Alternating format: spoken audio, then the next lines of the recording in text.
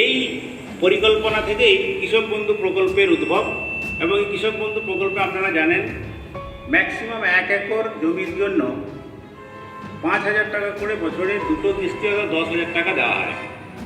আর তার থেকে যাদের কম জমি আছে তাদের ক্ষেত্রে সেই প্রপোর্শনেট করলে যা দাঁড়ায় সেইটা পরিমাণ টাকা দেওয়া হয় দুটো কিস্তি।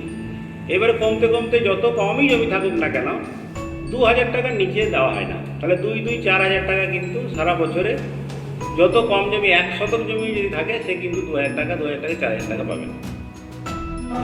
সেকেন্ড উত্তরপ্রদেশের পরে আপনারা মাছের উৎপাদন দেখুন, মাছের উৎপাদন আমরা হচ্ছে অন্ধ্রপ্রদেশের পরেই আমরা সেকেন্ড বেস্ট।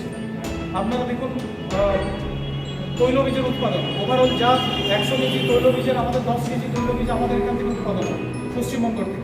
আপনারা যে কোনো অন্যান্য জিনিসগুলোকে দেখুন, ডিমের উৎপাদন দেখুন, ডিমের উৎপাদনও কিন্তু আমরা দ্বিতীয় স্থানে চলে গেছি। মাংসের ওভারঅল উৎপাদনও আমরা সেকেন্ড হায়েস্ট।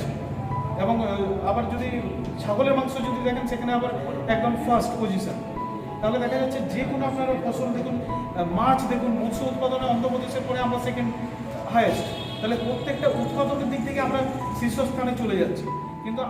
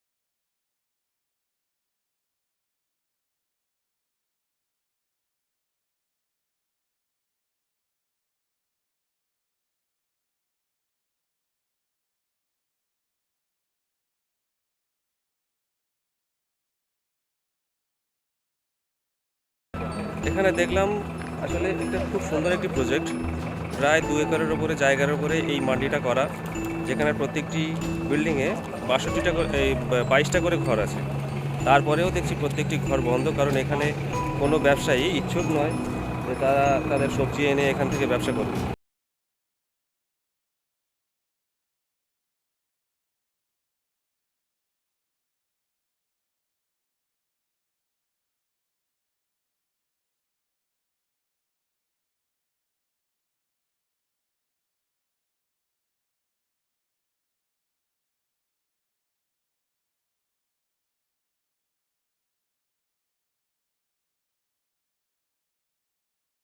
আপনাদের দেখতে নিয়ে এসেছি।